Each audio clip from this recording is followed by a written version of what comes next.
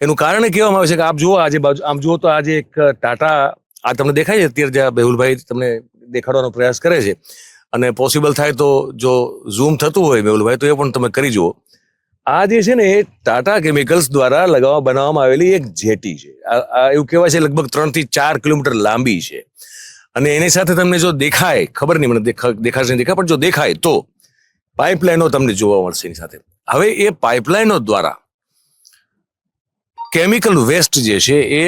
દરિયાના પેટાળમાં ડમ્પ કરવામાં આવી રહ્યો છે, જેને અહીંયા સ્થાનિક લોકો રીબડી કહે છે, બરોબર છે. અને રીબડી જે છે એ દરિયાના પેટાળમાં ડમ્પ કરવામાં આવી રહી છે અને દરિયાના પેટાળમાં એ પ્રસરી રહી છે અને એના કારણે દરિયાઈ જીવસૃષ્ટિ, દરિયાઈ ઇકોસિસ્ટમ જે છે એના ઉપર ખૂબ ખરાબ અસર પડી રહી છે અત્યારે. એ અમે અત્યારે કવર કરવા આવેલા છીએ અને તમને યાદ હશે કે એક વિડીયો અમારા ચેનલ ઉપર ચાલેલો, દિલીપભાઈ પટેલે અમારા જે વરિષ્ઠ સાથી છે અમને ચલાવેલો,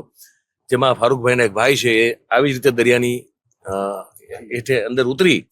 અને એક આવા જે વાંસ છે બાંબુ એને નીચે દરિયાના પેટાળમાં ઉભા રહી અને પછી નીચે સુધી એને ઘુસાડીને પછી પાછો કાઢીને દેખાડવાનો પ્રયાસ કરતા હતા કે આ રીબડી કેટલી બધી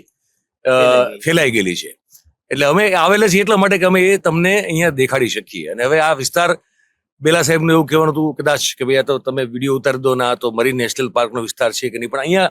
અમને એટલી સમજ પડે કે ટાટા કેમિકલ્સ અહીંયા છે, એની જેટી અહીંયા છે, બરોબર છે.